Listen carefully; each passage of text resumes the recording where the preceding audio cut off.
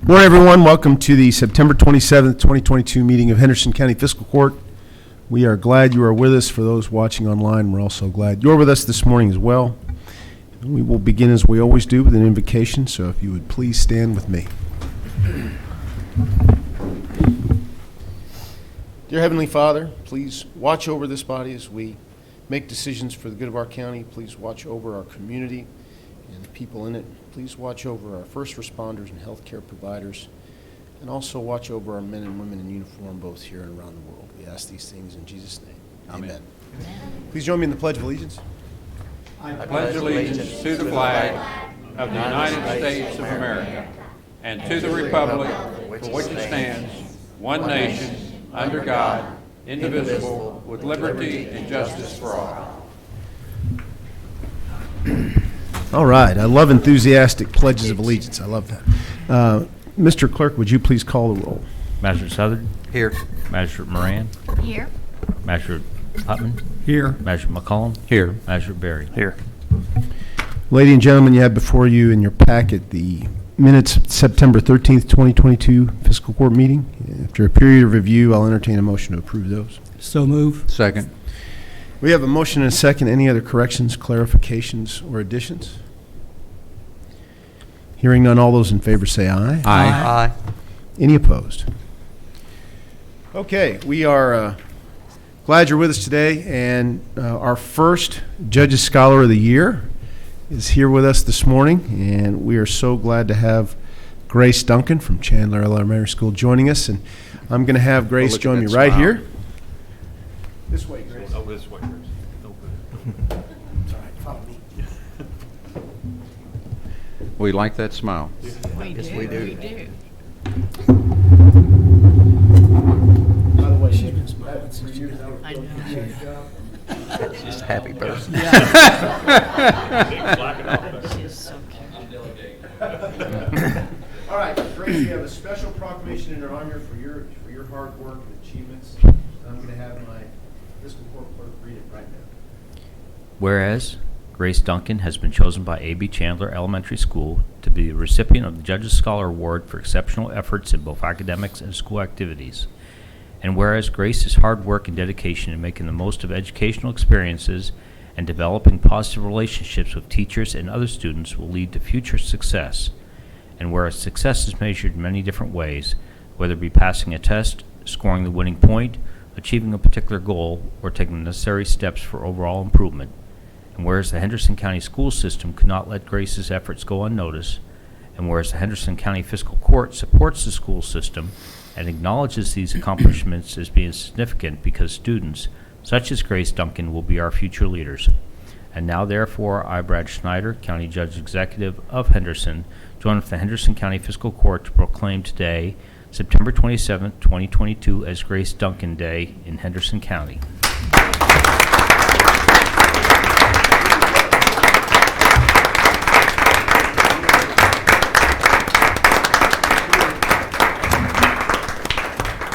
You also have to do the camera work. It's picture time. Oh, Megan, you're here. So, how about if you're going to get a picture of you, hold it up nice and proud there. I'll get you next. Okay.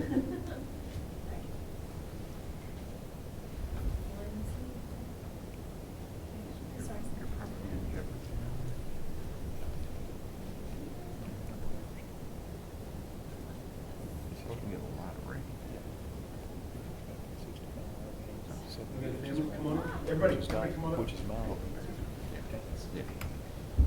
Gotta get used to the Comes paparazzi. in that bag. It's going, they say it's going. Gather around. It's 3 foot sea level. It's going to be different. Have somebody on this side. So, a lot of stuff. All right, you brought a can. I called it back. I think fertilizer. All right. Oh, okay. It's good.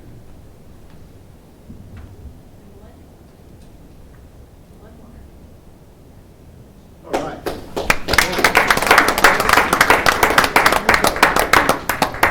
And you follow.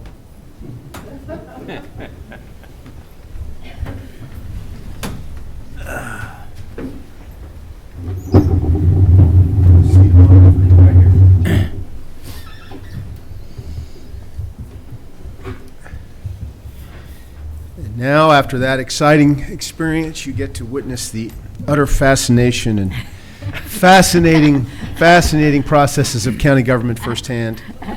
Mr. Gold will be providing play-by-play as we go. Yeah, but congratulations. Welcome up here. Okay. We're going to start with an update from Abby Dixon and some guests on the feasibility study about the Aquatic Center, which we helped fund. And welcome, Abby, if you want to introduce your guests and make any opening remarks. The floor is yours. Yep, thank you. So I'm Abby Dixon. I'm the Executive Director of the Henderson Tourist Commission. Thank you all so much for having us. So here's what we're going to do this morning, if it's all right with you all. I have a guest here, George Dinas. He's from Councilman Hunsaker, which is the firm that has conducted the Aquatic Center feasibility study. So I'm going to let him give his report. Just as a reminder, it's been a bit since I think we've discussed this. This was something that the city and the county voted to jointly fund so that we could determine, what the need was for an aquatic center in our community. Meredith Schmidt and her group, which is, as of just a couple weeks ago, an official 501c3. They're the Henderson's Aquatic Vision for Everyone, so HAV is the acronym there. They will be taking the feasibility study and going forth. The Tourist Commission was just happy to serve as the contract holder there. And I have to comment, I've been really impressed. So many people sit around and complain, we think we need something, but we don't do anything about it. I've been really impressed with this group, just the steps that they've taken to get to this point. So with that being said, I'm going to let George give his presentation on the findings of the Aquatic Center feasibility study, and then I would love to just share an update with you all on, we'll call it the state of tourism. Good news from me, there usually is. So hopefully that'll put us all in a really good mood for the rest of the meeting. So with no further ado, George Dinas from Councilman Hunsaker, visiting from Dallas. Welcome. Good morning. Thank you for your time this morning. It's good to be back in Henderson and had a great breakfast at the Juice Company. I've been here 3 times now, and I love Talkaholics and the Henderson Juice Company. So my name's George Dinas with Councilman Hunsaker. Councilman with an S. Doc Councilman was a legendary swim coach at Indiana University and founded our company 52 years ago now. And what we focus on is anything that involves traditionally municipal, publicly funded aquatic centers, and we are in some other markets as well, but anything that revolves around a public swimming pool is really our scope of work. And so what we have done is looked at the need for an aquatic facility here in Henderson County. We have looked at some options about what that could look like, as well as the associated cost, both on the capital and operational side. So I just want to spend a few minutes walking through our presentation and our process. We started out just a couple of months ago, met with some community stakeholders, conducted a community meeting in downtown Henderson, and heard a lot of good feedback just about the vision for the project, whether it was health and wellness, whether it was warm water for aging adults, attracting people from outside of Henderson. We met with the fire Swiftwater Rescue to talk about their training needs for river rescues and what they would need. We also, as I mentioned, had a community meeting, and we heard a lot of good feedback revolving around, just the high school swim team, is just having to swim at the Ymca. A lack of deep water and no diving means that the high school swim team actually loses points at swim meets because they do not have the ability to have divers. We talked about ensuring that the aquatic facility would be affordable to everyone while also trying to recoup operational cost. And then we also dialogued just about the Ymca here in Henderson and the role that it plays currently and that it could play within the future. We looked at competitive swimming. We looked at not only the membership counts for USA Swimming throughout the state of Kentucky, but also where the different swim competitions are held. As you can see, a lot of it is, toward that northeastern side of the state, and so being able to have a facility in Henderson could attract outside swimming events. Owensboro is the closest community that has a 10-lane pool that hosts a number of events throughout the year. And then we also talked about the YMCA. It's close to 50 years old now, I believe, and has a 6-lane, 25-yard lap pool, and then they added the program pool here a few years ago.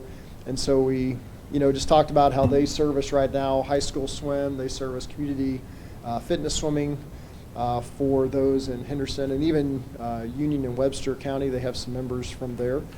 They even have some people coming over from Evansville, because the YMCA in Evansville does not have a warm water pool, and they have a warm water pool at this location. And so they're also under new leadership, and so we've talked with Jason Beasley a number of times throughout this process.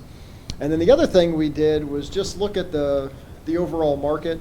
And so we look at population demographics in terms of density, in terms of age distribution, in terms of income levels. And so I think the one thing that we found is that, based upon some internal metrics that we use, that Henderson County is underserved in terms of total square footage of water, just because it has the YMCA, which has about 4,500 square feet, and we'd probably see closer to 8,000 or 9,000 square feet of water being necessary to serve this community, specifically because Union and Webster counties do not have any indoor aquatic offerings.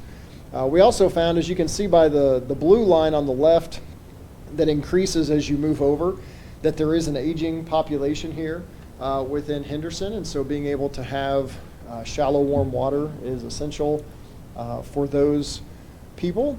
And the one thing I would mention about that, though, is that is typically a non-income generating group. So you can offer, swim classes, in terms of water fitness, water aerobics, and some therapy classes, but it's usually not the highest revenue generating type of program.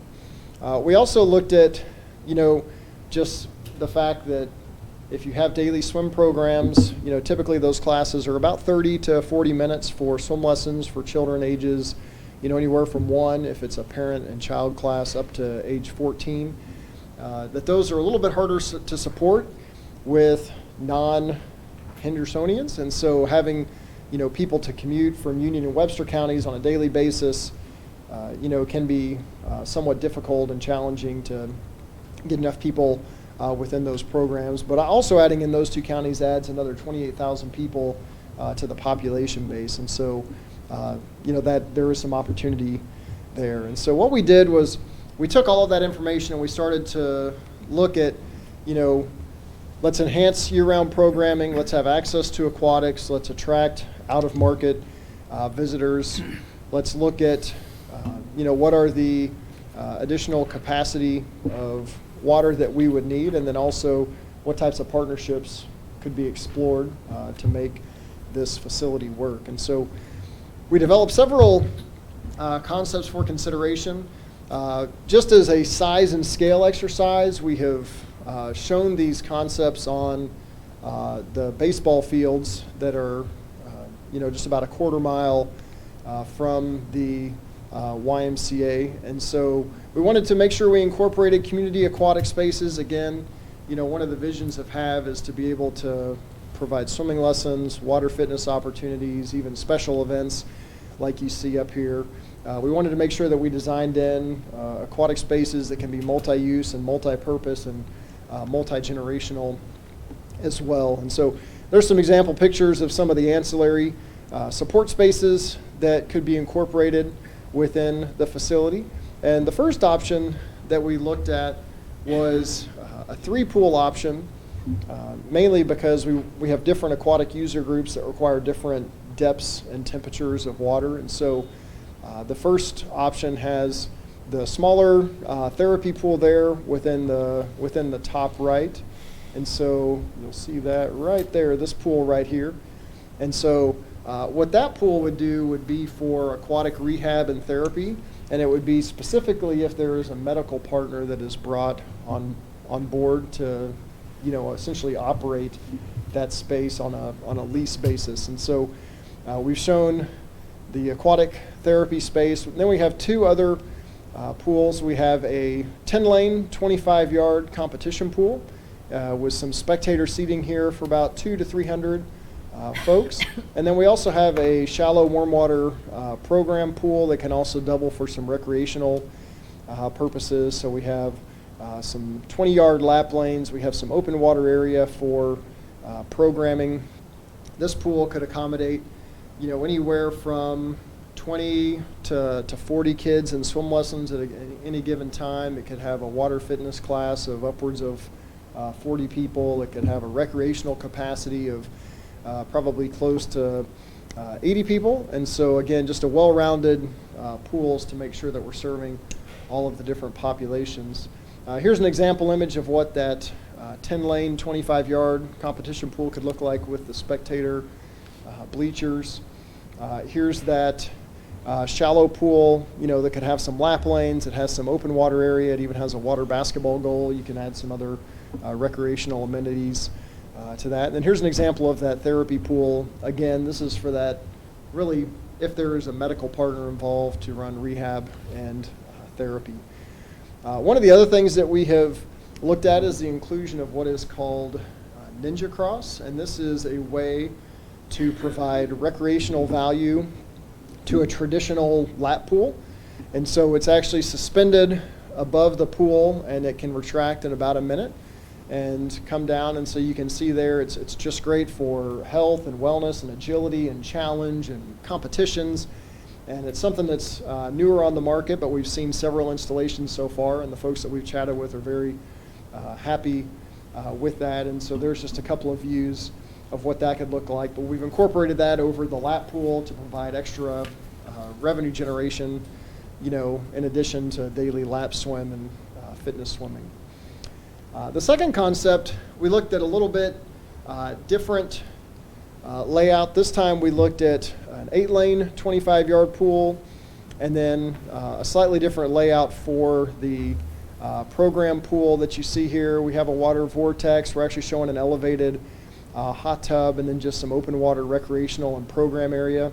And so this is just a little bit smaller facility, but we still feel that it would need 2 bodies of water so that you can have the competition pool as well as the program pool. And then one thing I didn't mention on the first concept, we're showing support spaces, entry, lobby, locker rooms, family changing rooms, pool mechanical, even a small multi-purpose party room that you could rent out for birthdays and events, host lifeguard training, and things like that. And so a couple of example images. There's an 8-lane, 25-yard pool that has spectator seating there on the left side. Here's an example of what that warm water pool could look like. As you see here, we're showing, there's a water volleyball net, that can be placed on one side just to add some recreational value. All of these pools would be ADA accessible. You can see here this one has an ADA ramp just for ease of ingress and egress into the pool. One other thing that we looked at was the addition of the hot tub, that could just be adjacent, as well as, if deep water is included, we could do a diving board on the lap pools, or even a climbing wall like you see here to add recreational value. And then here's another way that lap pool could be divided up to show the different activities that can be ongoing at the same time. And so you see some lap lanes. You have open water recreational swim. You have the diving board open there on the deep side of things. And so this is pretty common for a 6, 8, or 10-lane lap pool to have different lanes and dividers to be able to offer multiple activities simultaneously. One of the things that we do see is that typically municipal aquatic facilities historically have been subsidized, and so trying to make sure that you can program a lot of activities can help with that overall cost recovery rate. The third option that we showed was if there could be a possible partnership with the YMCA. When we looked at the pools that the YMCA has in Henderson, they have the lap pool, they have the warm water pool, so they really have the components that are needed for the different types of aquatic activities that we would see need to be offered here within Henderson. But we do feel that they are, as I mentioned earlier, undersized based on the population, and the population wasn't what it was when the YMCA was built 40 plus years ago. And so we started to, again, think about what if there was a partnership with the YMCA, what could that look like? And so we came up with a scenario where you could keep the existing warm water pool where they offer, water walking and swim lessons right here. The lap pool, as I mentioned, is 40 plus years old, and so by our metrics, it's probably due for renovation at some point. And what if we could renovate that existing lap pool into more of a shallow water leisure pool, program pool, and then we could add a 10-lane 25-yard pool or an 8-lane 25-yard pool back behind the YMCA, and that way you could have all of the aquatics in Henderson located within one location. And to be honest, if there is a new aquatic facility, in close proximity to the YMCA, there is going to be a natural competition for program participants, for memberships, for revenue. And so this would allow there to not have that competition, but for the folks in Henderson to work with the YMCA to offer a new renovated aquatics complex. And so some examples of what that could look like. This is a leisure pool, that has some children's areas. It's got a little current channel. It's got some lap lanes. It actually has an area for a slide plunge pool as well. And so, you could envision something like this in place of that 6-lane, 25-yard lap pool. And then you can also see the other two pictures are a 10-lane, 25-yard lap pool. This is actually a pre-engineered structure that we're showing for this option that could just, as I mentioned, be built, just behind the YMCA. Again, all if there was a partnership that was pursued with the YMCA. And so those are the three options that we have looked at to date. I put them side by side just so you can see, the different layouts and configurations. One of the big things that we wanted to ensure when we started the study was that they had, the aquatic facility would have capacity for a variety of purposes. And so all three of these options would offer rec swim and lap swim and be able to host competitive events, have that physical therapy component if there's a medical partner, swim lessons, water fitness, provide an upgraded facility for the high school swim team to practice in as well. And then even a typical schedule of what the facility could offer. We usually see these facilities operating from as early as 5 to 5:30 a.m. to 8 or 9 p.m. at night, and different activities at different types of the day, both for the warm water pool as well as for the lap pool, which I mentioned would be colder and deeper. And when we also looked at expenses, this was a key component of the study, to look at the different spaces, the square footages, both of the pool, the support spaces. We looked at the 4 primary categories that you see there. Personnel, this is going to be full-time staff as well as lifeguard personnel, front desk personnel. We looked at direct expenses, which includes insurance, chemicals, repair and maintenance cost for the facility. Utilities is all the pumps and motors, dehumidification for the natatorium environment. And then lastly, the programming budget, which is the staff that is specific to teaching, water fitness classes, swim lessons, as well as competitive swimming. So at the end of the day, it was roughly in that $900,000 to $1 million expense budget range when we looked. And there was a few variations between the 3 different concepts, but most of them fell within that probably $950,000 to $1 million, somewhere in there. The expense summary, if there was a partnership with the YMCA, there could be some obvious savings. You know, you wouldn't need a check-in person because the YMCA already has somebody to check people in. And so there are some expense savings that would come with the YMCA partnership. The other thing we did was look at a variety of revenue streams for the facility. As you can see here, we'd see close to 50% of the revenue coming from aquatic programs, swim team, water fitness, as well as swimming lessons. Another quarter of that would be from daily admissions and memberships, and then another 25% specific to swim team, both in membership dues for the swim team as well as hosting competitive events, and that would generate a significant amount of income. And so income was in the range of $450,000 to $500,000. And so when we looked at the overall summary, we have the different construction and project costs there across the top. And so that option one with the 10-lane, 25-yard pool, we would see that being just under $18 million for total development. That includes site work, parking, as well as the building, and we've included project design fees for architects and engineers, as well as escalation and contingency within those budgets. The second option that had the 8-lane 25-yard pool was about just a little over $15.5 million.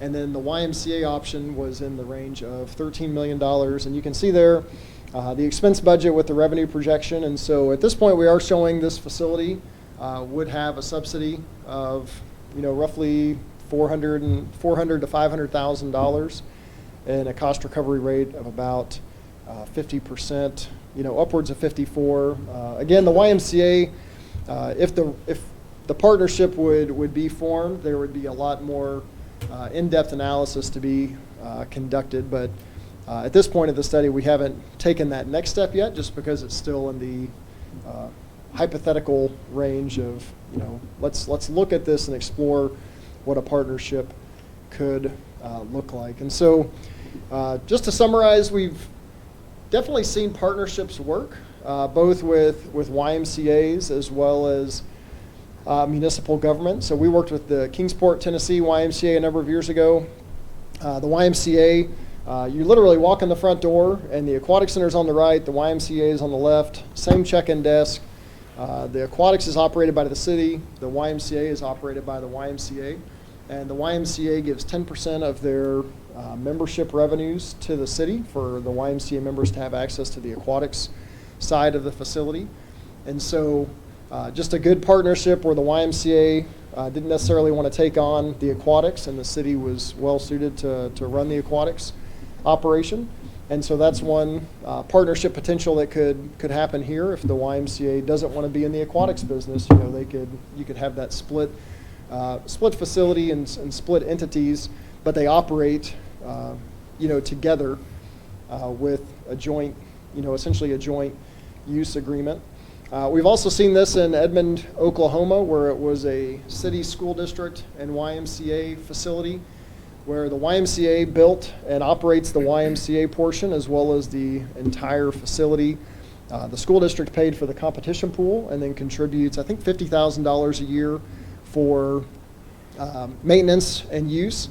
And then it was built on city parkland, and they also contributed toward the construction cost. And then lastly, we worked with the Shawnee Mission School District in Lenexa, Kansas, just south of Kansas City. And this is actually a school district facility. It was built on city property, and it's operated by the county. And so just another example of how three entities that have a common vision for an aquatics facility for their community have come together to make that happen within their community. And so to summarize, there's a couple of things that I'd like to highlight. One of the things that I mentioned earlier is that we do feel that this area is short on available water, just based on the population.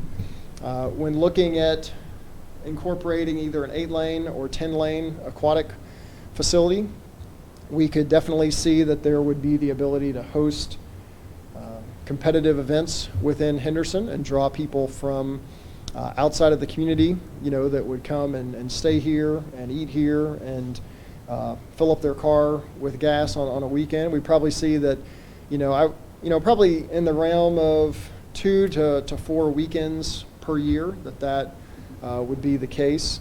But we could also see that grow over time. I think one of the challenges here is that, Henderson is not really an aquatics community just because there has not been, enough available water within the community. And so it would take some time to grow that, usage and participation rates up.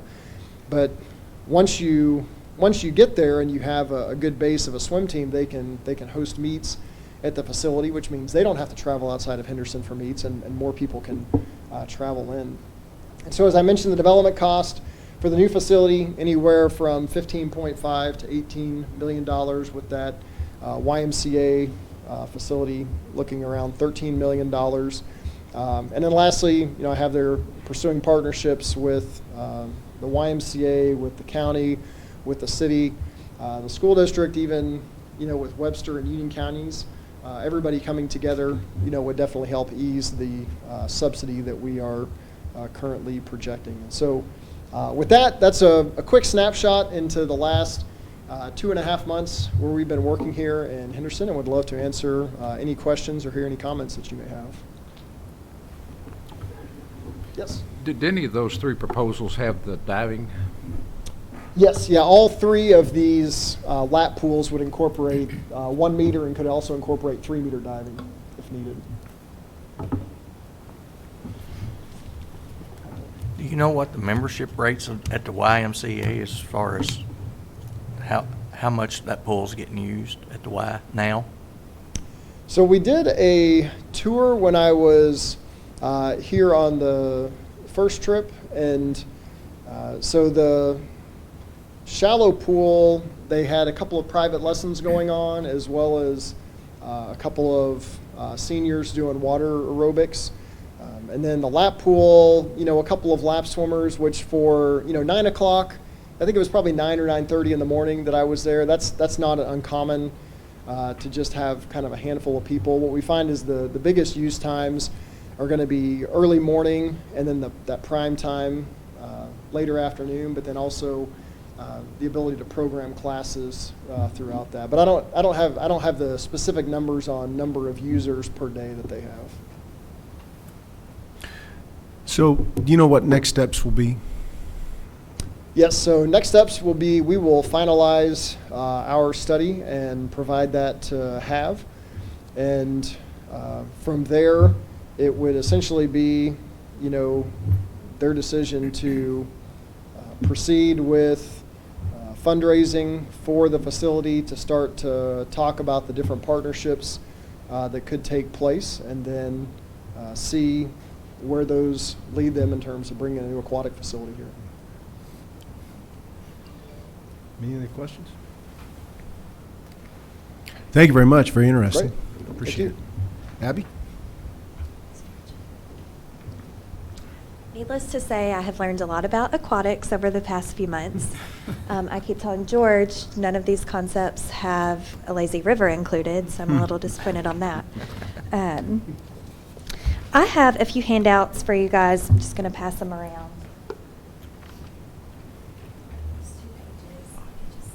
Sure.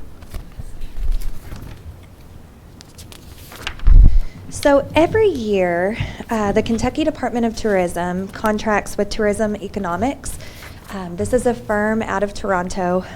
They are known for being the best at what they do in terms of really trying to put a number on what the economic impact of tourism is in our communities. Of course, 2020 wasn't the best, but I am very, very pleased to say 2021's visitor spending in Henderson County was up over 2019 by 2.5%. So that means we have officially exceeded pre-pandemic levels of tourism spending in Henderson County. This is huge. To put it in perspective, in March of 2020, I think we were all a little scared and confused and didn't really know what was going to happen. I quickly realized, if people aren't staying in hotels, our organization isn't funded, and I may not have a job anymore. I may not get to do what I love anymore. We have rebounded so quickly. The projections were 5 to 7 years, we'll see the hospitality and tourism start to rebound. That's not what we've seen here. I think that rebound has been quicker for everyone globally, but especially here in Henderson County, we have not hurt as much as many other communities, especially communities that really rely on large events and conferences, things like that really are just now starting to rebound. So that number you'll see on the economic impact report is nearly $82 million in tourism spending in 2021. I have to say our attractions, the many volunteers that work so hard to produce world-class events have continued doing what they're doing in a safe way. They've been mindful of what's been happening in the world around us. And so I have to give a major kudos to our hospitality partners. I never thought that the number would be what it was in 2021, and I cannot wait to see what happens in 2022. Just a tidbit that kind of surprised me yesterday. On a Monday, we had 26 people come into our Welcome Center yesterday. Probably about 3/4 of those were visitors from out of state, out of town, passing through. I'll be honest, it's kind of makes me cringe a little bit whenever we have visitors on Mondays because so many places are closed.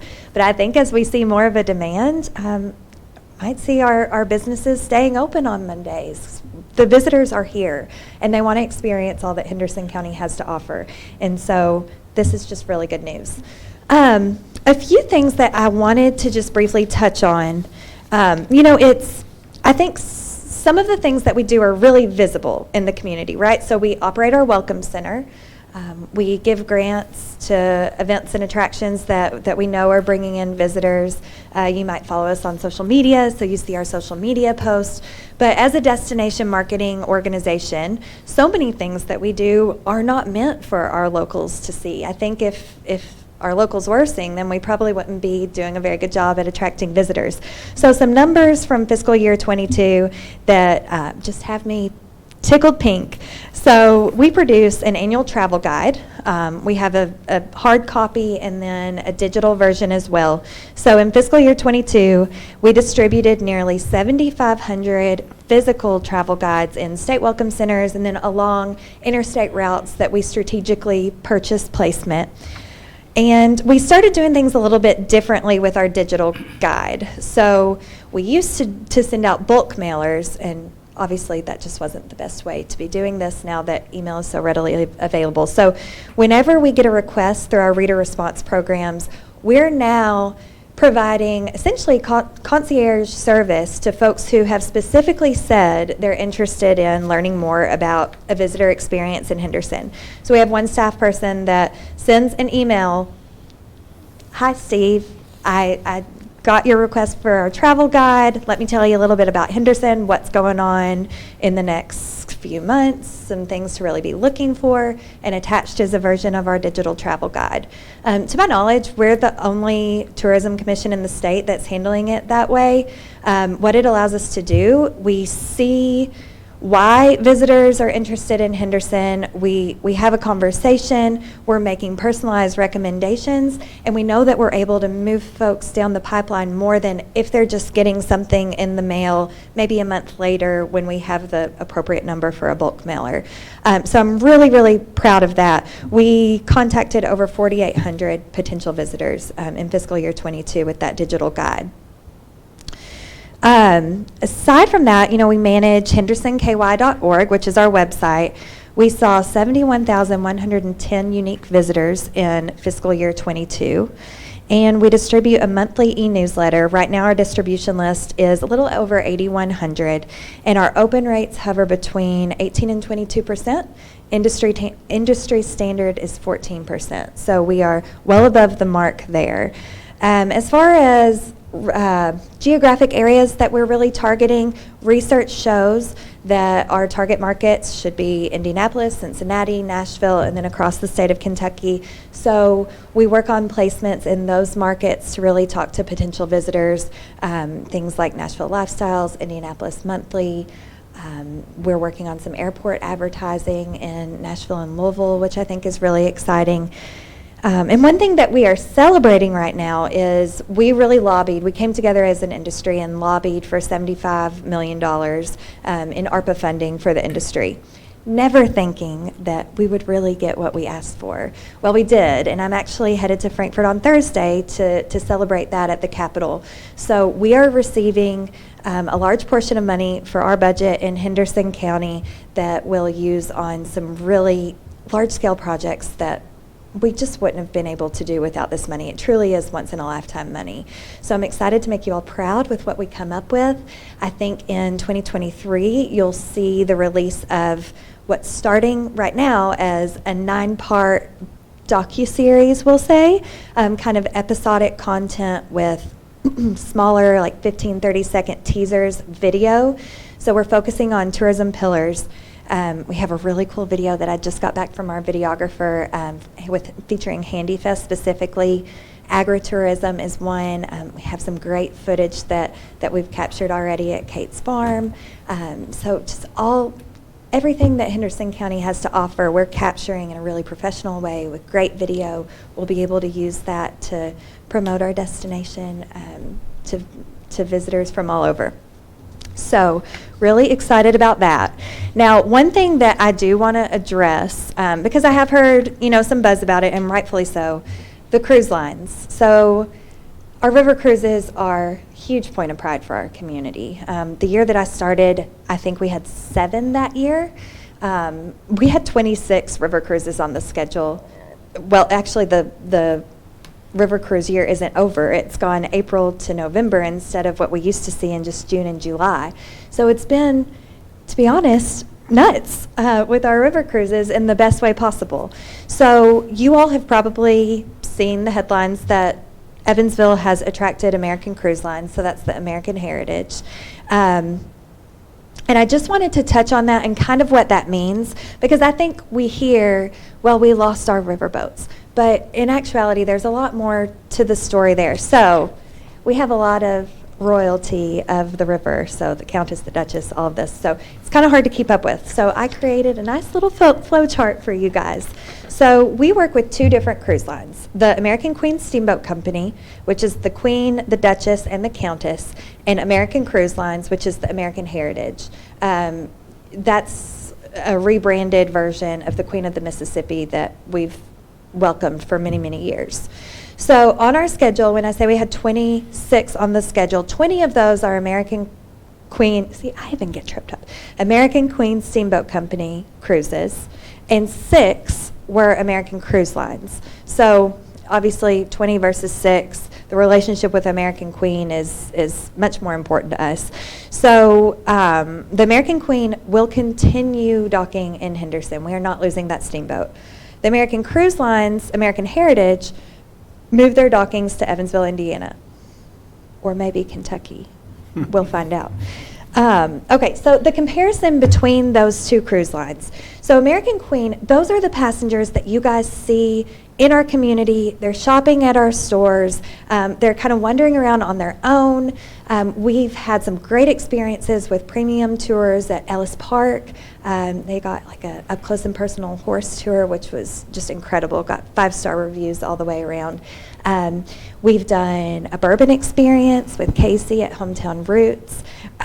This is kind of the fun cruise line to work with. We hire local guides, so we have 22 local guides this year, more than we've ever had, that hop on those motor coaches. They run a hop-on, hop-off tour. Unfortunately, when I say ho-ho tours, it isn't really led by Santa. It's just our local guides. So they really get that local flavor. Whereas American Cruise Lines, what they do, truly, they park, they put their passengers on a motor coach, they take them to Audubon State Park, they take them to the LST, they come back, and they leave. very rarely does a passenger kind of go rogue and really try to experience the town on their own. So we really don't see much economic impact. Even though they're docking in Evansville now, they're still coming to Audubon State Park, so they're still experiencing, our gym. That dock, I will say, it is beneficial to them. Their demographic is typically a little bit older, so running the golf carts and, sometimes our Ford Explorer up and down the boat ramp to transport people can be tricky. If all you're doing is putting people on a motor coach and you have this dock where they can take, 5 steps and be on the motor coach, that is a better situation for them. So I hate to lose the dockings because I think we all get so excited when we see the steamboats on the riverfront. But if I'm looking at one of the cruise lines to move to Evansville, American Cruise Lines is absolutely the one that I would choose. And I do understand why they're going there. And they're still coming here too. So with that being said, our relationship with American Queen Steamboat Company is fantastic.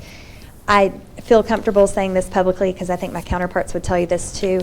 When I look up and down the river, I know that we are doing more than anyone else to accommodate these guests and give them just a fantastic experience. So much so that a lady, either last year or the year before, I guess last year, stepped off and loved Henderson so much that she decided to move to Henderson. So that's like, the dream story with these river cruises. So I just, there's buzz. We're losing the river cruises. Well, yeah, we are losing a few, but it's okay. I'll take any questions if I know that's kind of a lot. First of all, congratulations on the economic impact numbers. That's fantastic. We're To very bounce back proud. so quickly is wonderful. And I know that is attributable in many ways to your hard work. So thank you. Thank you, Judge. And are there any other river cruise companies out there that might, stop Yeah. in Henderson? Viking is looking at the Ohio River as to start cruises, so that could be interesting. We shall see. Do y'all use Fish and Wildlife at all? Do y'all use that for a draw? Saw Heber? We don't yet. No, we don't. It takes, so I've learned, everyone always said this, and it really is true. It takes about 5 years with group travel from the time you start selling something to the time that, if it comes to fruition, it will. So there are some things that, we're really working on an experience at Farmer and Frenchman, really trying to move that across the finish line. But the more we can show these guests to reach, all different versions of what a dream trip to Henderson might be, the better. Because, we have some slough areas that, Mhm. with the cypress and we got some really nice stuff down in that area. I know you're proud of the sloughs, as you should be, and I will tell you, we, Lindsay Lacosto from the Chamber and I were driving a potential doctor that's looking at moving to Henderson and working for Deaconess around, and she, obviously we only had an hour, so we didn't get out to the sloughs, but when we talked about the sloughs, her eyes lit up, and I showed her some pictures, and she's really into the outdoors. She has a kayak, so that's definitely a selling point for those who are into the outdoors. Absolutely. It's like a fairy tale out there. Yeah, it really especially in the is. spring.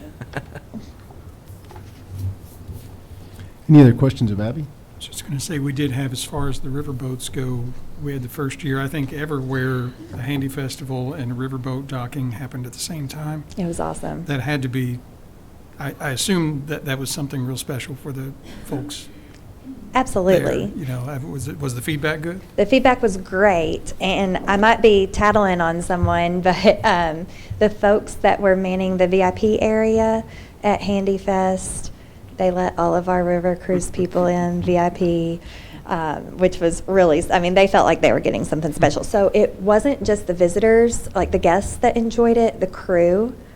They were blown away, the ones that got to get off and get to experience that. So it was almost like a vacation for them while they were at work. It was great feedback. And I think we're going to try to do more of that. Nice. All right. Thank you very much. Yes. Appreciate you being here. Lions Club Arts and Crafts Festival this weekend at Audubon State Park. Kate's Farm is open. Great pumpkin patch experience, so take your families. I appreciate all of you. Thank you. David, do you have any influence on scheduling the river boats during a festival like that? You got the bluegrass, I know. all those. If they, I didn't know if you could maybe Yeah. coordinate when they were here with the festival would be good. They work about 2 years ahead of time on the schedule, so there's only so much we can do, but they know what we have going on and about the time when those things are. And if there is any flexibility, like, could you move this up a little bit, we'll do our best. Okay. Thank you all. Thank you. Moving on, we have a bit of an opportunity here that Mr. Gold brought to my attention and thought the fiscal court would be interested in learning about and approving, and it's about the Kentucky Housing Corporation Homeowners Assistance Fund. And Steve, can you give us a quick brief on I'll this? go out front. It's Okay. easier to talk to you all facing.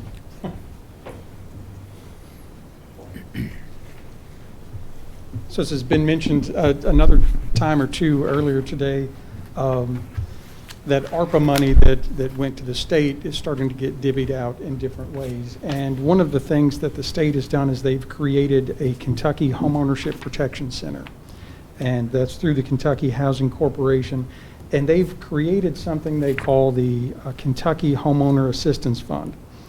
And it's a really interesting thing. We had actually a couple folks come to us. As you know, our office works with the clerk's office to try to collect delinquent taxes.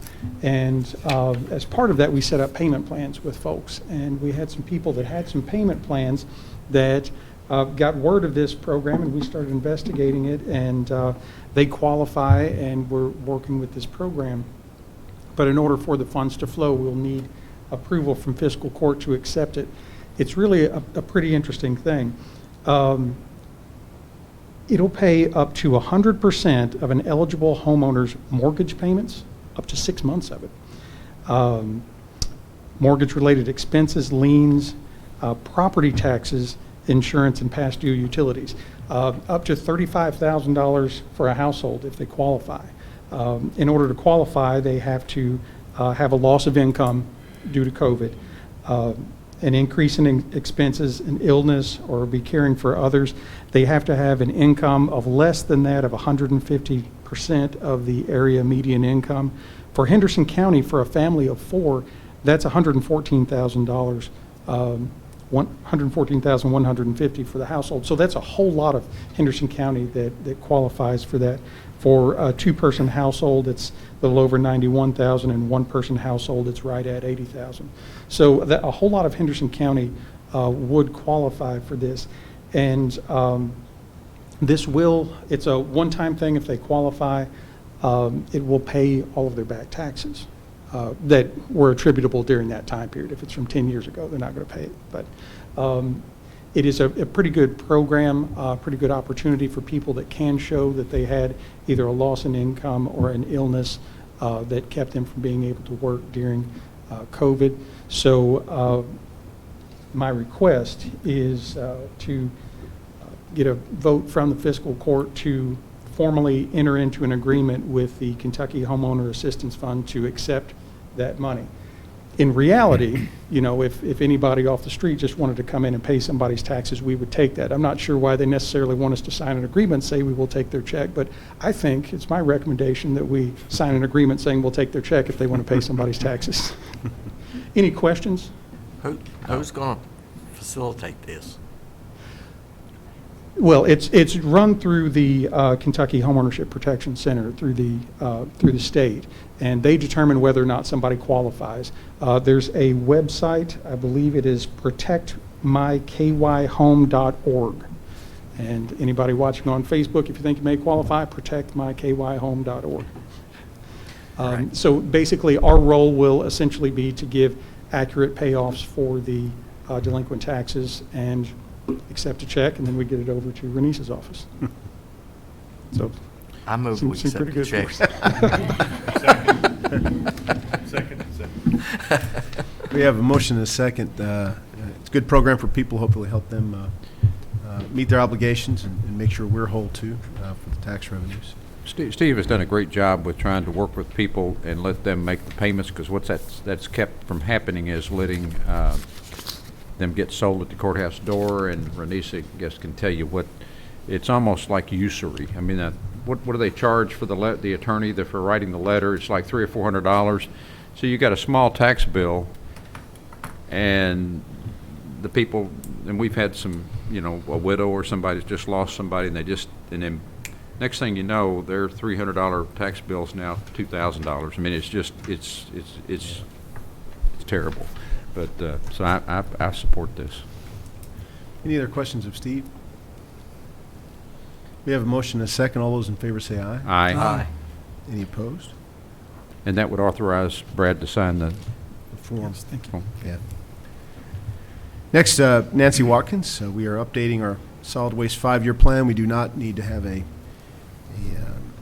public hearing as noted on the agenda. We already solicited public comments and did not receive any in the mail. So with that, we'll turn it over to Nancy. Anything you want to say about the update? It's just an update from with the state, just like with our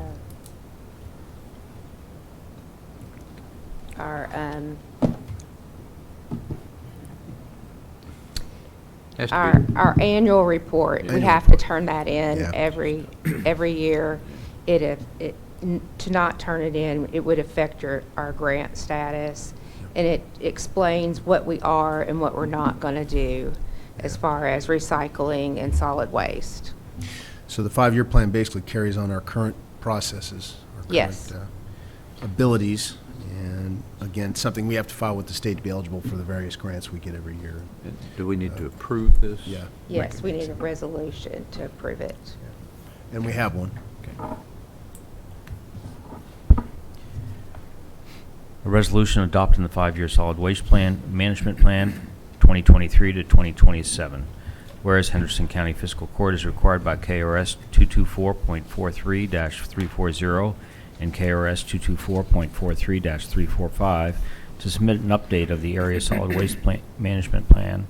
And whereas the Henderson County Solid Waste Management Area is governed by Henderson County Fiscal Court. And whereas Henderson County Solid Waste Management Plan 2023 to 2027 update sets the agenda for the implementation of solid waste reduction and management for the years inclusive of 2023 to 2027.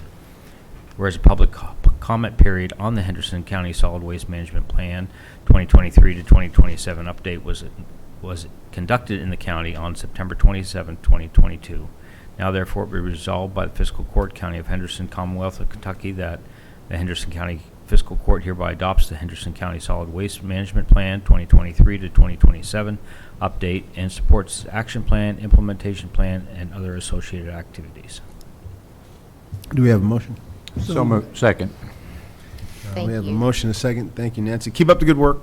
Thank you. All those in favor say aye. Aye. Any opposed? Similar, did you vote yes, Grace? Did I hear that? Okay. I did. That's the most important vote of all. On a similar note, we have in the packet a kind of a renewed agreement with Kentucky Deferred Comp program. Not only do we need to update that periodically, but General Assembly also created oversight boards for both the Deferred Comp program and the 401k program as well. In our agreement, we have to agree with them to do business with them and let them oversee the programs and administer the programs. That's what these agreements, the 2 agreements in your packet, are all about. We are in these programs now. We want to keep enrollment in these programs, and we do have to provide renewed or new agreements with these oversight boards to keep on going. So does anybody have any questions about that? Both agreements have been reviewed and approved as to form and legality. Again, these are things we do now. We just have to make sure we keep these up to date. So we have a couple resolutions involving these. I'll let the clerk read them. Okay. A resolution authorizing execution of a jointer agreement. Whereas the General Assembly of the Commonwealth of Kentucky has enacted sections 18A.230-18A.275 of the Kentucky Revised Statutes authorizing the creation of the Kentucky Public Employees Deferred Compensation Authority Board of Trustees and the establishment of the Kentucky Public Employees Deferred Compensation Authority, KDC. And whereas the Commonwealth by KDC sponsors the Kentucky Employees 457 Deferred Compensation Plan and the Kentucky Public Employees 401k Deferred Compensation Plan, which includes KDC's deemed IRA programs for adoption by local governmental political subdivisions and units. Whereas governmental unit wishes to adopt and enter into that certain joinder agreement attached here 2 dated September 27, 2022. Now therefore be resolved by the Henderson County Fiscal Court of the governmental unit, Commonwealth of Kentucky, hereby enters and adopts the joinder agreement with KDC for participation in the 457 plan and the 401k plan for the benefits of its eligible employees. And further resolved that the County Judge Executive Brad Schneider be and hereby is authorized and directed by the governmental unit to execute the joinder agreement with KDC, which authorizes KDC to administer the plans on behalf of the governmental unit and to do all further acts and things, and to execute all further documents in writing, which authorize the signatory determines to be necessary or desirable in order to effect this resolution. Make a motion to approve. We have a motion and a second. Any other questions? All those in favor say aye. Aye. Any opposed? Is there one additional resolution to talk about? Okay, thank you. The animal control reports are in your packet. Actually, the P&L statements in your packet. We have a note from Kendra. Any other? I don't see any representative of the animal control office here. She cannot be with us, but she sent this quick report. They had 102 calls since we met last. 35 stray dogs, 20 were reclaimed by owners, which is good. There were 7 owner surrenders. They are interviewing a new operations manager, and if all goes well, should be hired by next month, which is good news. And city funding for 3 months did come in the first week of September, so it will reflect on September reports, and this should even out the financials for the year, make them look a little healthier. So those are the reports from Kendra at Animal Control. I'd like to welcome to the podium now Jailer Eddie Vaught, who is newly appointed and helping bridge the gap between Amy Brady's retirement and the election of the new jailer. And welcome, Jailer Vaught. Thank you for stepping in that way, and I'll turn it over to you.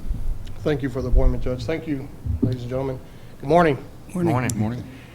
Just here, I missed the last one. We had found out the day before our state inspection was coming, so we had a meeting with command staff to make sure all of our ducks were in a row. I won't take up much of your time today. I just want to give you a brief synopsis of where we're at right now. The license branch has successfully moved up on the hill to the CSC. It's open and running smoothly.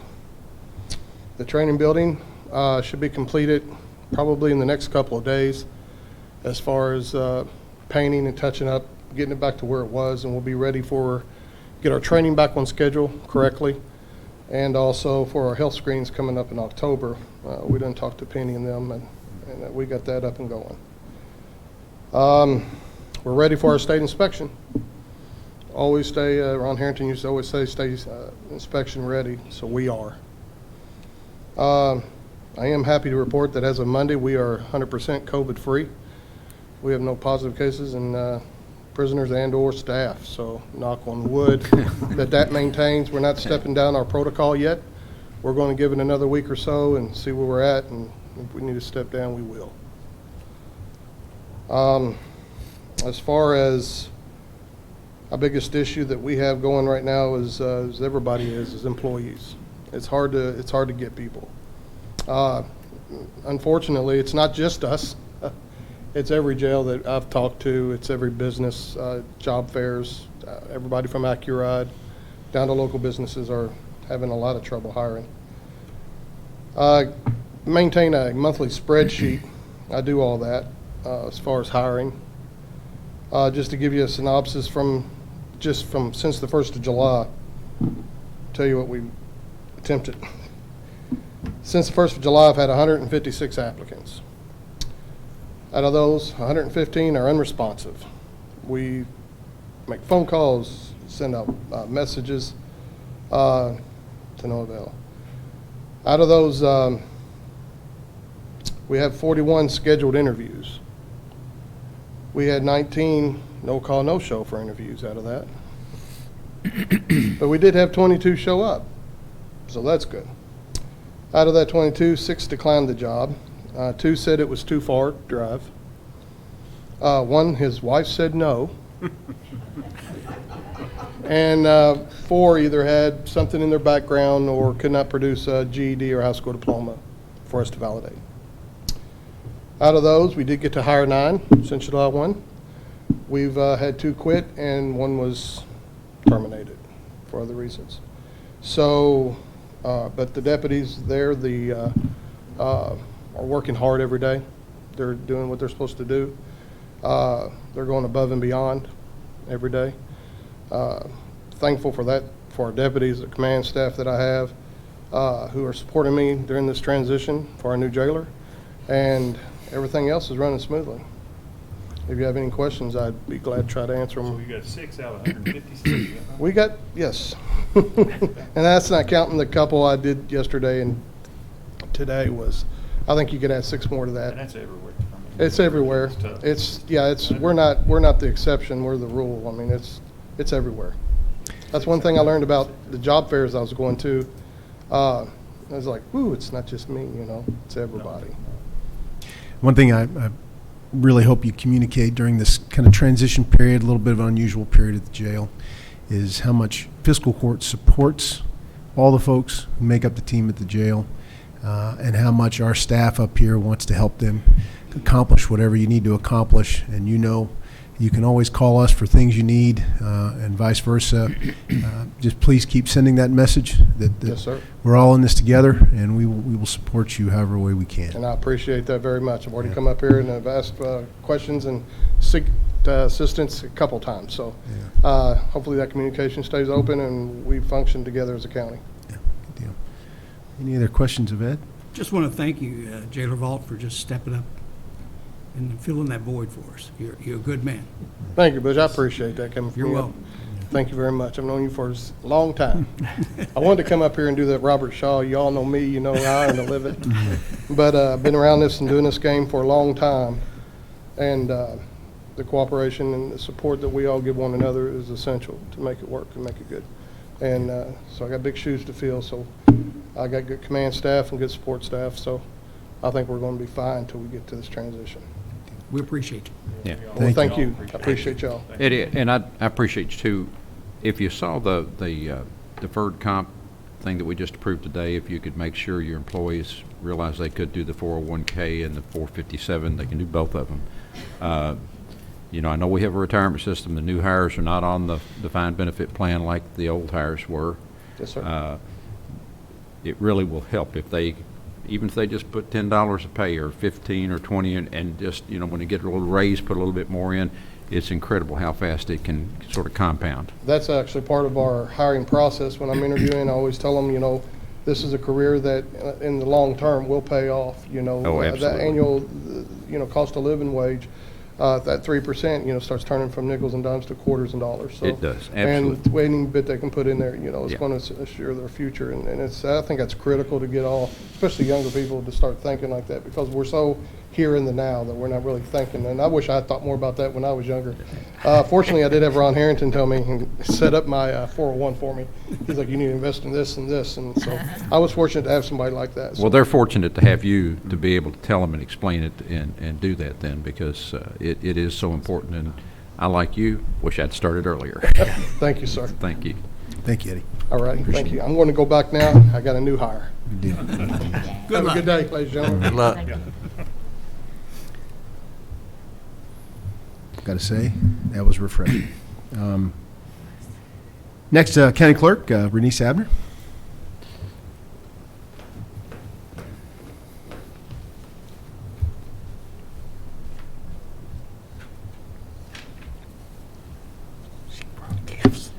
Good morning, everyone. Good morning.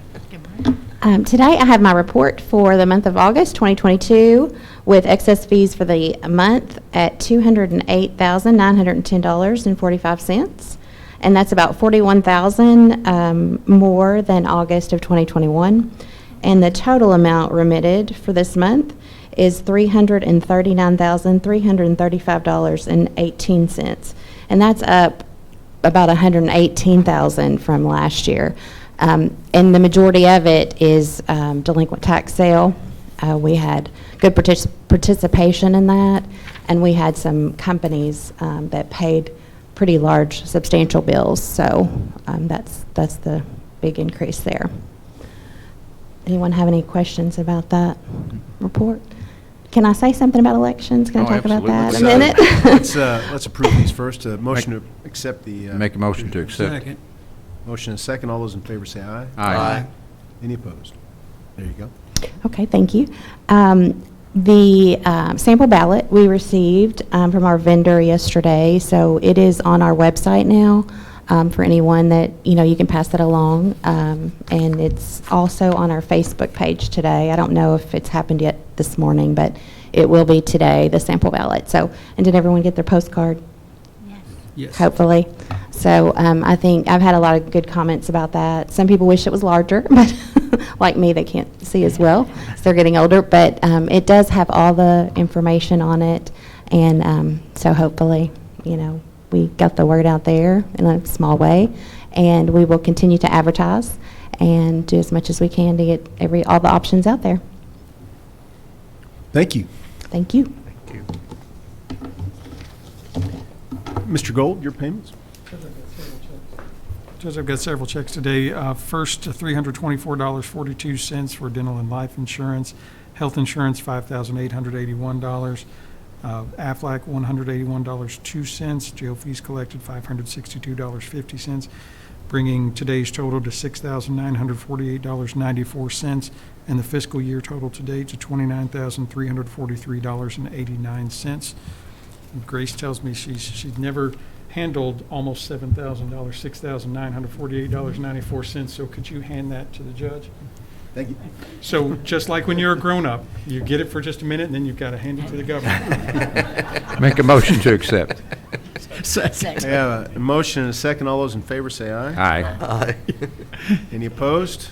Sad but true, Grace. Sad but true. Just to comment, Grace was sitting there, she was kind of intense during all the preliminary stuff that we was getting to this point of that check delivery, and she grins, that $1 million smile just lit up again. then it it's still going on now, but it kind of diminished when she handed the check. I took it away. I'm so sorry.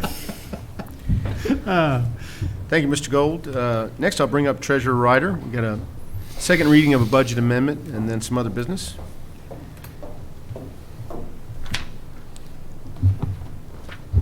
This is the second reading of Budget Amendment Number 2 for the current fiscal year. This is amending in unbudgeted receipts with corresponding appropriations of $19,551. Receipts are from the insurance claim proceeds, and the appropriation will go to the sheriff's vehicle appropriation line. Again, the total is $19,551. Motion to approve. So moved. Second. We have a motion and a second on this second reading. Any other questions? All those in favor say aye. Aye. Any opposed? Thank you. Next. I have one transfer, and it is as presented, and this is redistributing an appropriation within the existing fiscal year budget. Everybody see it's the Women's Recovery Center State Grant Fund transfer, Yes. $1,000. Motion to questions? approve. Second. A motion and a second. Any other questions? All those in favor say aye. Aye. Any opposed? Okay. You have received your bank balances after paying claims today. Your day-to-day appropriation line should be at approximately 25%. I do have some additional claims to add. From the general fund to Randy Tassa, $880.96. This is for reimbursement of conference training expense, and the majority of this is to come from the budget inspector's training travel appropriation line. Also to Datamark in the amount of $4,080.12. This is for the printing and preparation of the 2022 tax bills and is to come from the tax bill preparation appropriation line. Make a motion to approve the claims. Second. We have a motion and a second. Any other questions on claims? All those in favor say aye. Aye. Any opposed? Thank you. Thank you.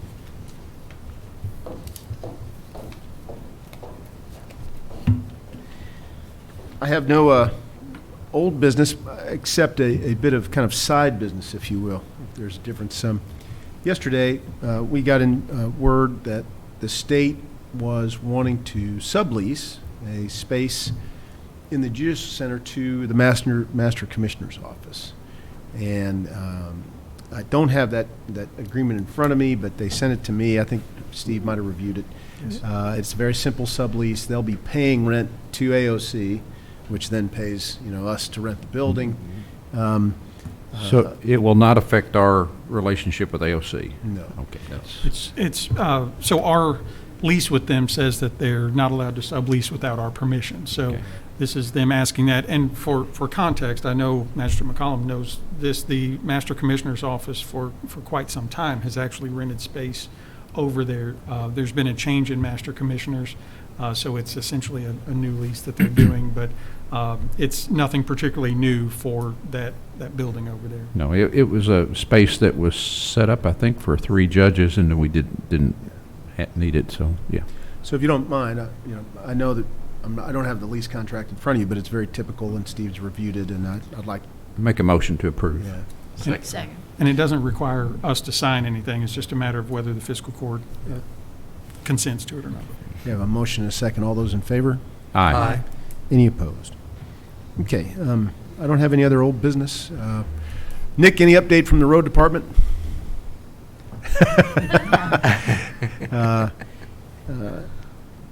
I will mention about with Kenny and Jill here from EMA, we had a very interesting tabletop exercise Friday. Kenny, if you want to come up, and we met with leadership from city fire, sheriff's department, several other agencies that would be kind of the tip of the pyramid, as it were, if we had a major disaster on a scale of what was seen in December with the tornadoes in West Kentucky. And it was mostly, to be honest, for my benefit to know where I have to be in case we poke our heads out of a big storm and everything's gone, or a good chunk of this county is gone, or even a good chunk of the city is gone. I wanted to really solidify in my mind what our next steps were going to be in the 24, 48, 72 hours after something like that might happen. And I asked Jack Whitfield, the judge executive from Hopkins County, where Dawson Springs is located, to bring his EMA director up and talk to us as we went through the steps that we already have in our plan to get his perspective on what worked for them, what did not work for them, what was realistic, and what we need to be thinking about. And it was very helpful. It was very, very helpful. And Kenny did a good job of guiding us through the meeting, even as I asked really dumb questions. I just wanted to be clear. And by the end of the meeting, I think we have a pretty good handle on what needs to happen those first 24 hours. And Kenny, I don't know what you thought, but it's valuable to do that. And we're going to follow on that meeting with an upcoming exercise on what the next level of leadership and assignments and activities will be once we get past the initial shock, the initial decision-making, and then delegating, how we delegate all the activities that have to happen once we begin to respond and then recover. And that'll be coming up soon. I don't know if we've set a date for that yet, but as you can imagine, in the chaos of a disaster like that, at least having some fairly concrete notion of what we should be doing will help guide what actually has to happen. Because as we walk through these things, a question was asked, for example, okay, this is all great. What if Kenny's dead? What next?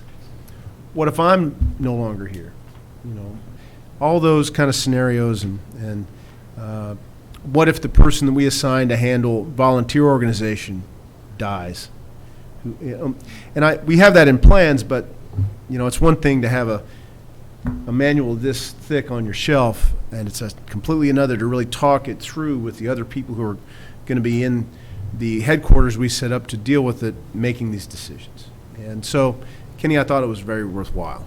I thought so too, and I'm looking forward to later in October, the last week of October, when we set this follow-up workshop together. So we'll have all the players that will be there, hopefully, if they can get in, whether it's a tornado or another ice storm or whatever. We'll have them all together, hopefully, around the table. We can do the what-ifs and the plan fors and that kind of thing.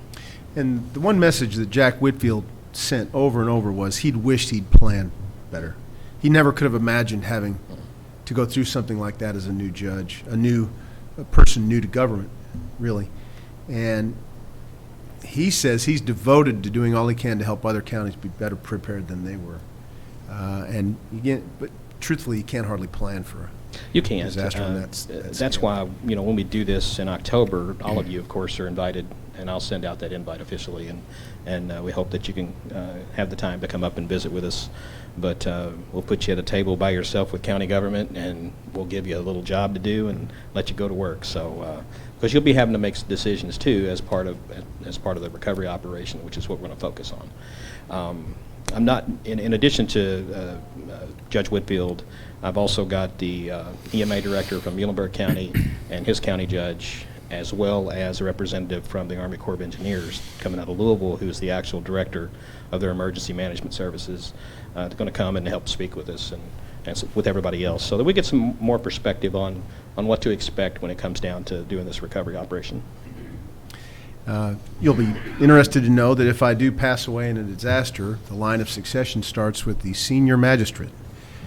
So Butch, just get ready. Get ready. You will have decisions to make. It was an interesting, informative session talking about those things. As terrible as that is, I think the other thing that Jack mentioned more than once is he will always wonder if more could have been done to save lives. Because in the initial 24, 48 hours, that's all they were focused on, is getting to people who were unaccounted for and their children, and how to do that efficiently enough so that if a matter of minutes made the difference between finding somebody alive and not, you wish you'd had those minutes back. Right. And, absolutely understood. And so thanks for helping with that. It was very helpful to me, and we'll keep training. If I can add one more thing, Sure. as some of you know, this entire event back in December, which is still going on as far as recovery, has spun off to this national project that we're doing now with the Weather Service to build out a better resiliency program for the entire country that's coming out of Henderson County. So we're working daily with the Weather Service, building out these new procedures and these plans so that we can put together a duplicatable process that can get sent out to all the emergency management directors in 3,000 counties across the country. So it's going well. We just finished up conference month. We've had 2 different conferences plus a big training class on managing incidents as far as an incident management team. So about 3 out of the last 5 weeks have been in and out of Henderson doing all kinds of training, and so we're happy to do that and bring that back to Henderson, to all of our responders and you, and hopefully make this place a safer place to be. And one of the focuses of that preparation is to make our local industries and businesses better prepared, because more than one has commented on the fact that they don't want to be the next Mayfield candle factory. Right. And that's at the A lot of top of calls on everybody's that. mind. That's right. So thank you. Okay. Yes, sir. Thank you. Anybody else have anything for good of the county? I knew it couldn't just be that thumbs up, Nick. It's easy. By the end of this week, we'll finish up with rocking all of our roads, all of our gravel roads. We're grading daily, but all the fall rocking will be completed, and then it's farming season, so everybody just be courteous on the farm trucks and the farm equipment coming through. Just kind of be cautious around the curves and top of hills, and and valleys and things, and, you know, give them their space, and they can get their product in and get the roads back open. So, where our paving crew is projected to start the second week of October. So right now we went out and got everything marked, are in the process of marking all the roads. We'll start cutting edge keys and bridge ends a week prior to that. So just be cautious of the areas that we're going to be paving and get it done. Hopefully it'll be done in about a week and a half, 2 weeks of all the paving. Excellent. Yep. Thank you.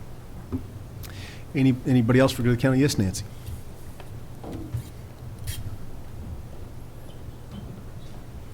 I forgot about Household Hazardous Waste Day, October 8th, Yeah. 8 to 12.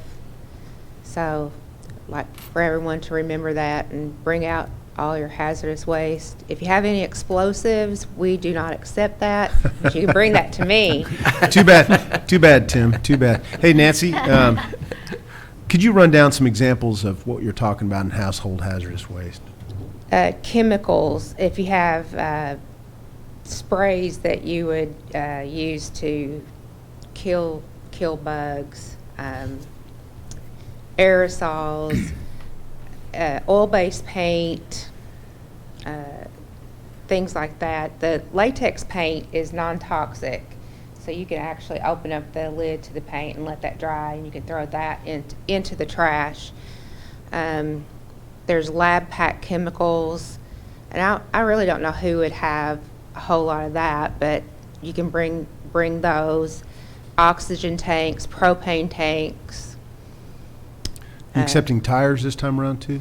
We actually accept tires year-round. If you have one that's been thrown out onto your property, it's not used in conjunction with you've decided to get new tires and you don't want to pay the fee, so you're bringing them out to us for free. It's not for that. What about used oil? Used oil, we accept that year-round. Okay. So, yeah. Okay. All right. I hope everybody Thanks, takes guys. advantage of that. Anything else for good of the county from members of our audience? Master McCollum, anything for good of the county? I do. We discussed this yesterday and with Butch and I about the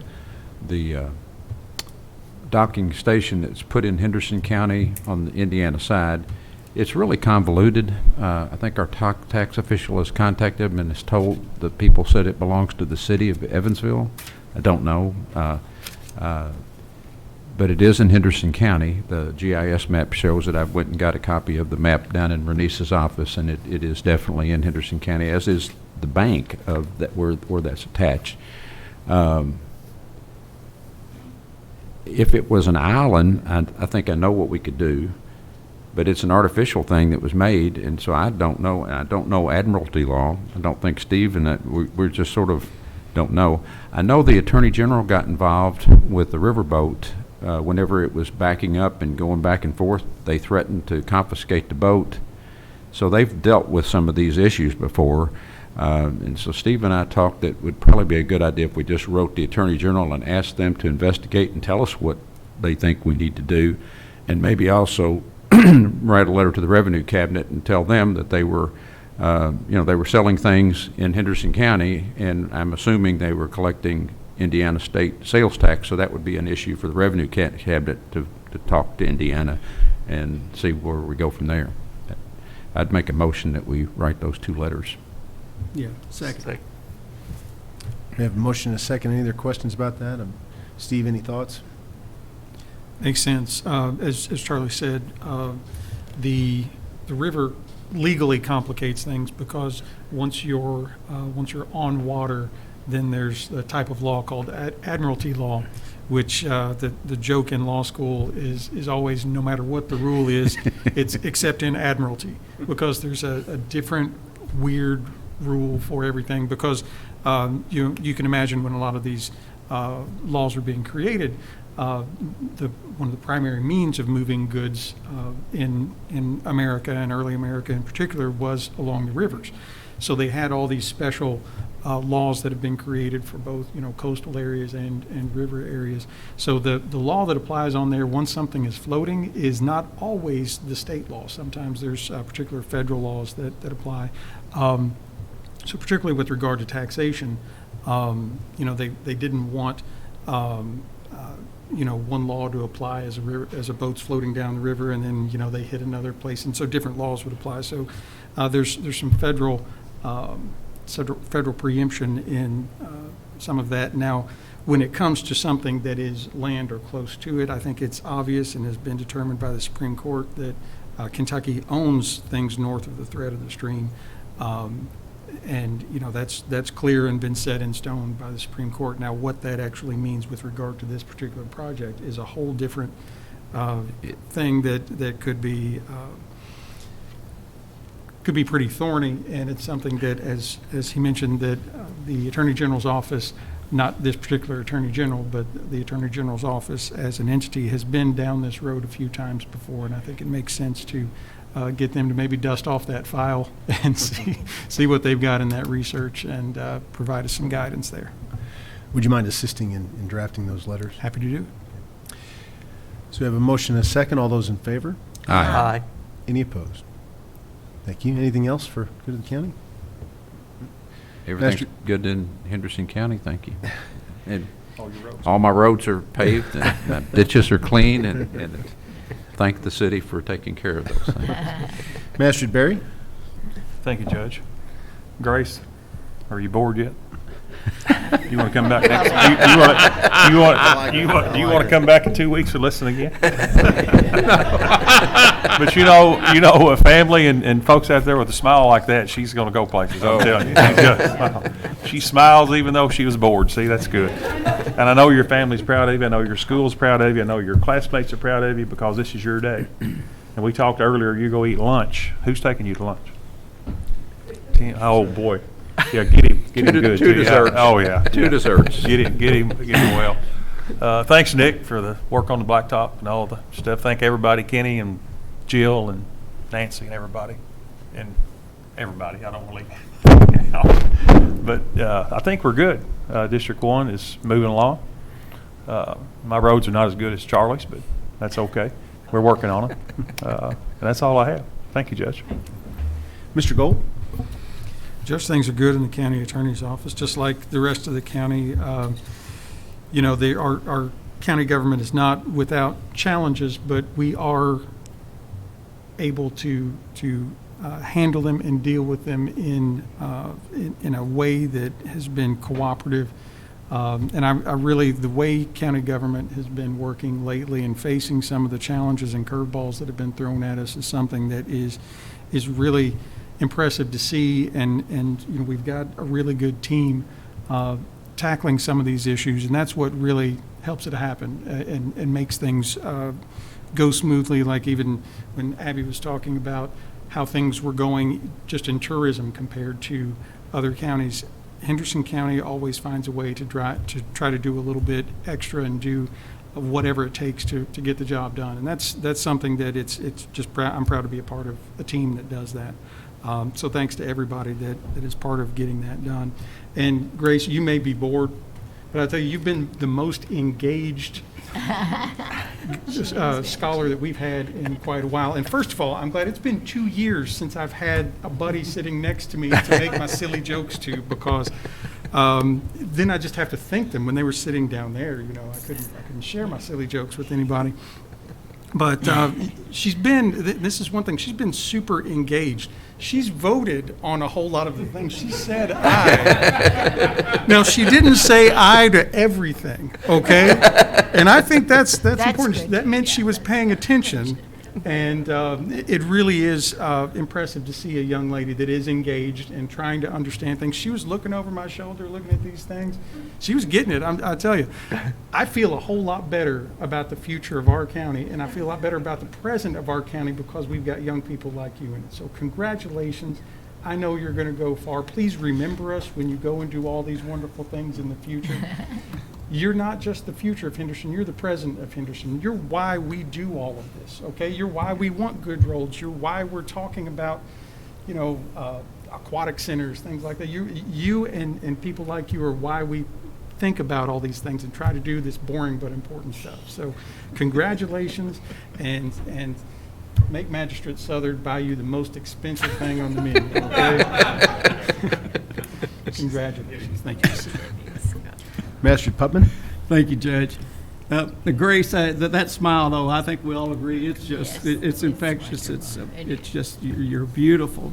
And just really, I look at it in your support unit. And, you know, it all starts at home, you know, how successful you are in life. If you got you got that big support unit at home, you look out there, looked like you brought a pretty good crowd to me. So,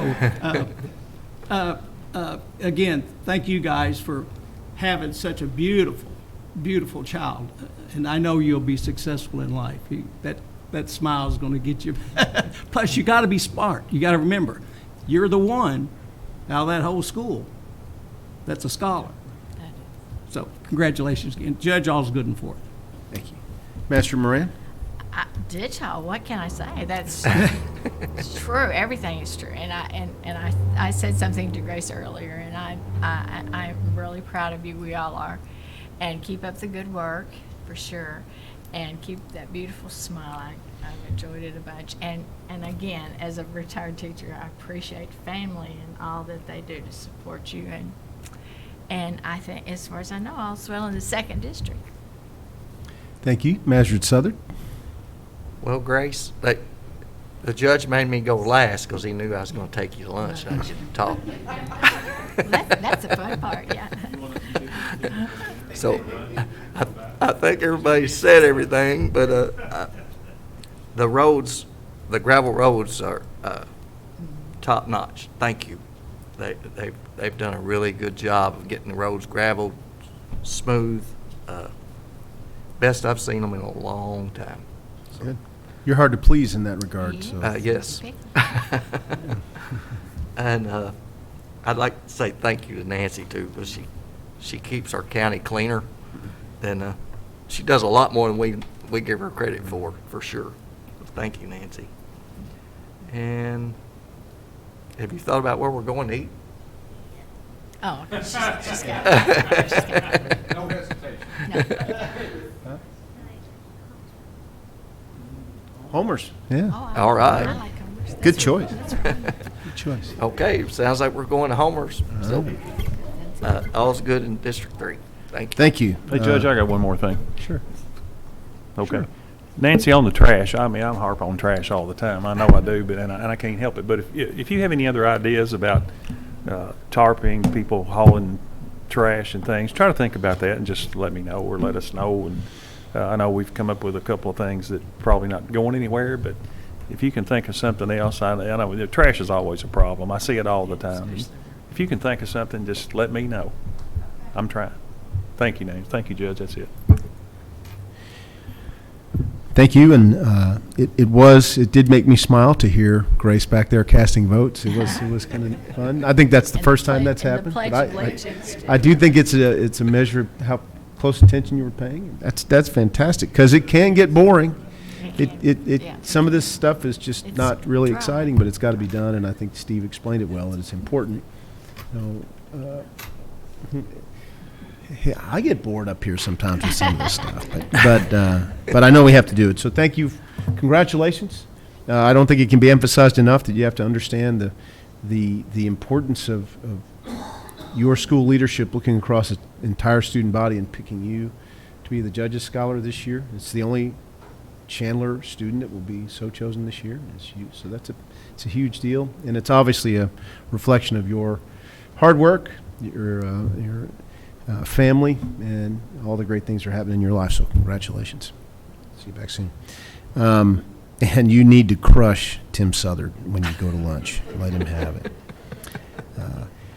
This morning, on the Gleaner's website, it was made public that the Greenfield Grain project is moving forward. They have applied for the necessary permits, federal permits, to move that along, and hopefully that will happen quickly for them, and we'll be breaking ground before you know it. In the end, I believe that project is going to approach $38 million in capital investment, and 12 jobs, which is not a lot of jobs in the grand scheme of these economic development announcements, but as we all recall when we spoke about it and talked about it, what really made the most sense for us was supporting it because it had a huge impact on our local economy and our ag community. So it's not always about the jobs, the total number of jobs. It's not always about the total amount of capital investment, but about the impact. And our support, the support that you have signaled, was very important in making sure that deal got done. For a segment of our community that sometimes feels a little maybe taken granted, we take them for granted, and a lot of the incentive packages that you hear industry getting are terrific, but they don't always flow to portions of our ag community because we focus so much on the number of jobs they created. They're designed that way. But at our discretion this time around, despite lack of an incentive package from the state that exactly fit the bill for this one, because we had the financial wherewithal, because we've done a good job managing our money, we were able to make an independent decision and do what we knew needed to happen to help bring that along. I'm very proud of Fiscal Court for doing this, and I'm very happy that Greenfield has gotten to the point where it's public. And I know, and I think Magistrate Southard can back me up on this, I think there's palpable enthusiasm for this in the ag community among our grain farmers. And I would hope, and I'm sure there will be, there's appreciation for what Fiscal Court did to make it happen. And I look forward to cutting the ribbon on that project eventually. So congratulations to all. We've got more good news coming up this week, so fasten your seatbelt, everybody. It's not done. But that's one of the reasons why we like doing what we're doing. Grace, for everything that's difficult or mundane or boring or not all that much fun, there are these things that we do that really make a positive impact and are fun and give people better chances to having great lives, and that's why I think everybody here enjoys it enough to overcome those stuff that's not all that fun. I'd just like to say thank you to all the court members, because this wouldn't have happened without this court, and like you mentioned, being frugal, making sure we had the wherewithal to do what we did. And it has really been a pleasure to work with you all. It has been fantastic what we've been able to get accomplished. It's been sort of slow coming, but it's looking really good. Amen. With that, I am done. I will entertain a motion to adjourn. So moved. Second.